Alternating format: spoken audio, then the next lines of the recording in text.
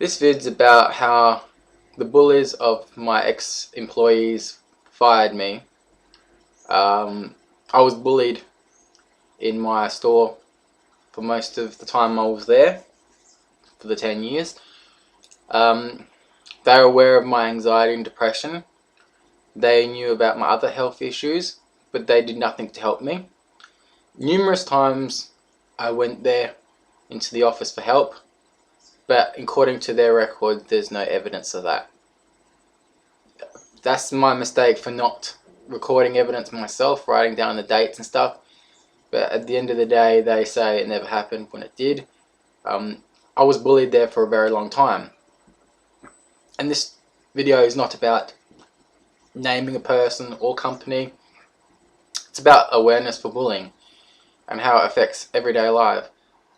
Before I worked for the place I worked for, I had just broken up with my partner at the time, my fiance, my first love.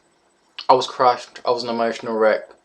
I would have ended up in a mental hospital then, or jail, because I was just a loose cannon. I picked myself off the ground, dug the dirt off my shoulders, and got up and worked.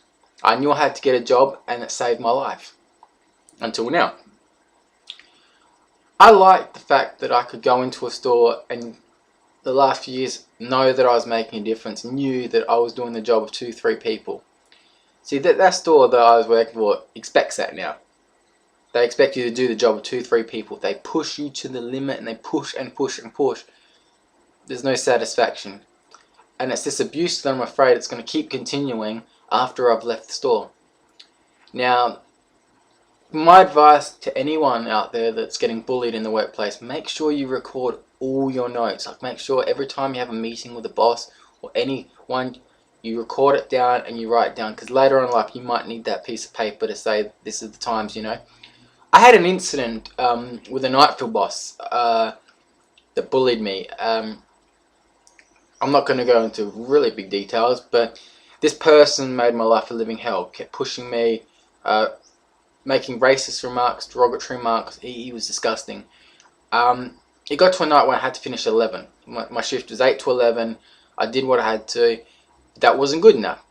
The guy said, "You have to stay," and I said, "No, I have to go." And he starts abusing me with profanity. And because there was no witnesses at the time, because it was at the back and everyone's working at the front, you know, I had not a leg to stand on. So he was abusing me, saying F this, F that. So I said, F you, I'm going home. Right? I don't agree that if you should say F you to your Nightfield manager, or any manager for that matter. But this guy was abusing me. So I started leaving. Now, this is the part that gets interesting. To the back of the storeroom, to where you sign out, there's a big gap. It's a fruit and veg area. So as I'm walking the sign off, I'm getting abuse of profanity, and it's all recorded on camera, but no audio. Figure that one out.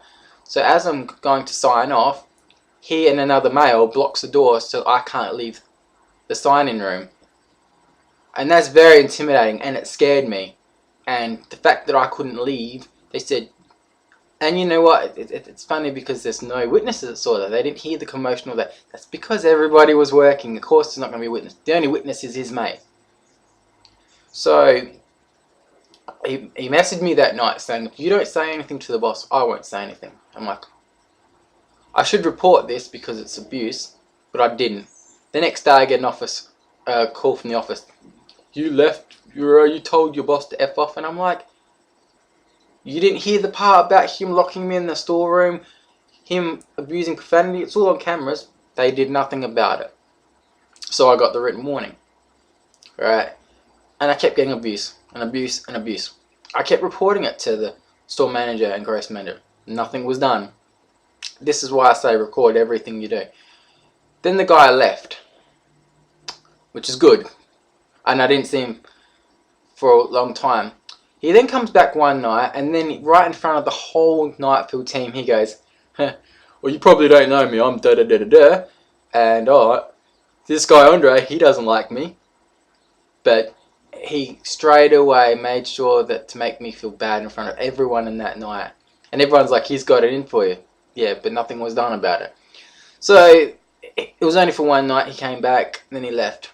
Fast forward 2 years later, I broke down one night. I was crying. I was in tears because work had just pushed me the far. I make a video about, you know, if I wasn't working for the place I was working for, I'd go sort him out in a violently manner. If I wasn't working, because that guy tormented me and bullied me, and I broke out, and I did a video rant about him, and that video got me fired because you're not allowed to make threatening acts to a fellow employee that works in the same business as you, even though he's not working for the same store. At the time, I said to the people, the store manager, I said, hang on, that video there was, number one, was out of content. Number two, I said, if I wasn't working, because I do believe that people should stand up to bullies.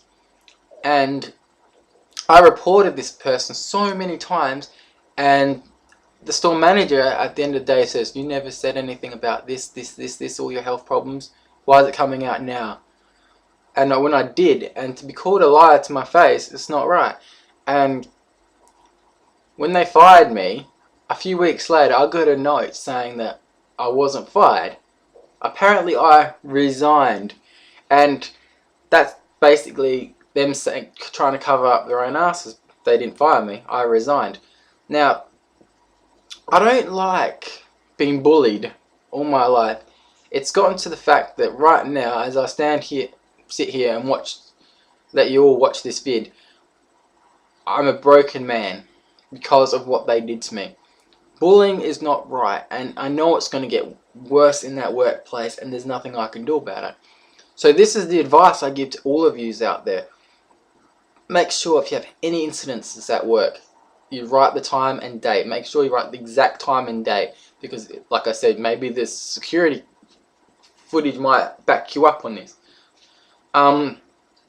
Make sure you don't say anything negative about the place you work for, or the people, or even to the people, like your friends in the workplace. Don't say anything. You keep it to yourself. That's an important thing.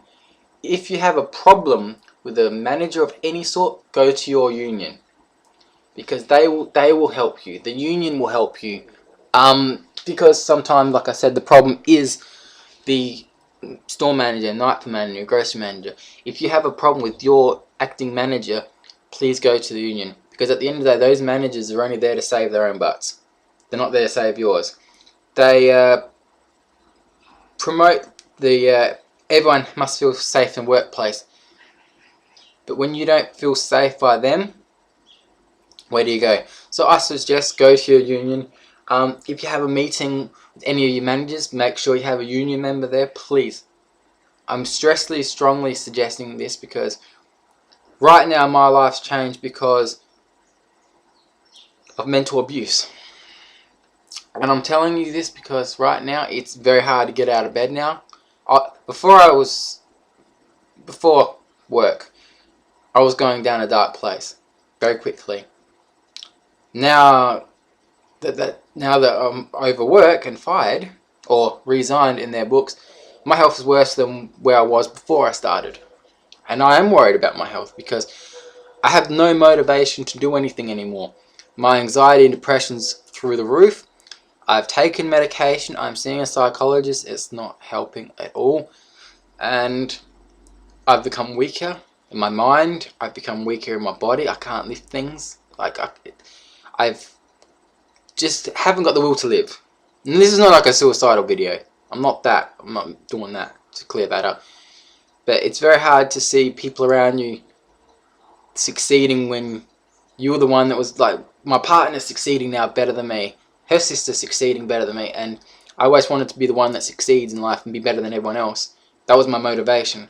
My motivation was to try to get a second house. But now it's on pause now because now I've just got to financially try to get day by day financially. And I'm glad I have one house nearly paid for. I should be proud of that in my life. But I want more. And I don't want to be in bed all day sulking and crying because of what that workplace did to me. I will not name, I will not shame the workplace or the person, just in case I have to work for that company again. But I'm not happy of how they organise things. And people have come to me since I've been gone from that place. They've been bullied and harassed, and it's getting worse there.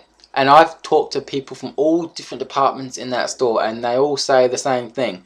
They've been pushed hard, there's not enough people. And I'll just use an example. Nightfield right now,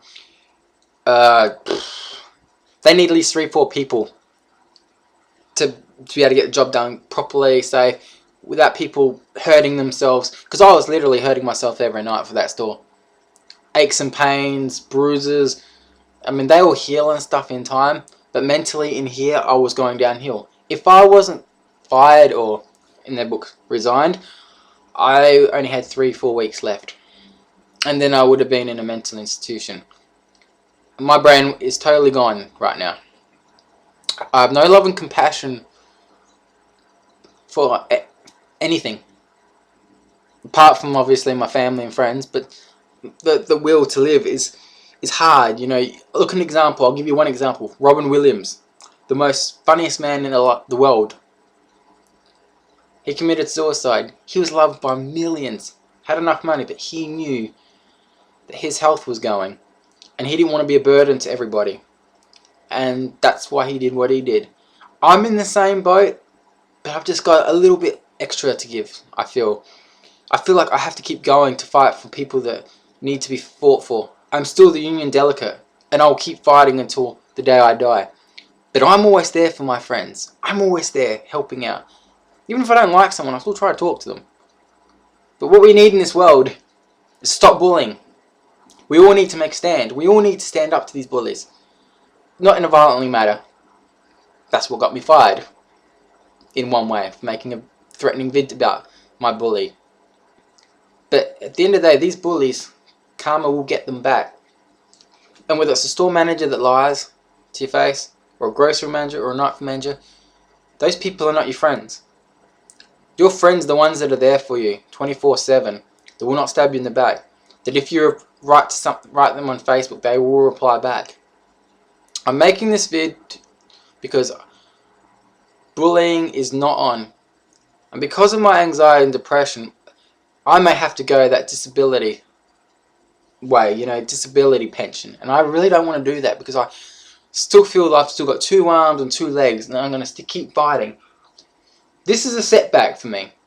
I will do better in life. I will succeed. I will get another job. I'm hoping down the track. I'll become a better person. But I'm making this video just to aware that bullying is not on. I live with depression all my life. More so severe now. Depression sucks. Anxiety sucks. People say take this tablet, take this tablet. It doesn't help. It's not helping me. Psychologist doesn't help me. But I'm still trying to fight. And I want all of you to fight. Every single person watching this video, fight back. Not just against bullying. Everything. Stand up for yourselves. Don't let people push you. Don't let people pick on you. And the other thing that I didn't like about my store that I used to work with, the racism. And the gender. If you're a female, you're getting more priorities than males. You're getting better treatment than males. People were wrongfully getting fired at that place.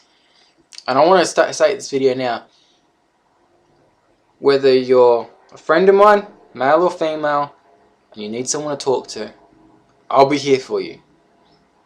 It doesn't matter what time of day. If I see that message and I see you need help, not so much in the financial bit, but I'll be there for you. And that's what I wanted to make. So thank you for watching this vid. I tried to keep my emotions very. I didn't swear. I didn't name or shame anybody because I didn't want it to be a derogatory video or anything. But if you've seen my other vids, check out my other vids. This is totally different to them, but I just want bullying to stop. And if you know someone with depression, reach out your hand and try to help them. Just a simple hello, or a compliment, or a like on their Facebook, or write something nice on their Facebook. Comment on something they've posted. Just do it. Because someone that suffers from depression, they look for any compliments they can get. I'm Andre Villani, and I'm hoping that I'm going to succeed in life after this day. So thank you all for watching. See you soon.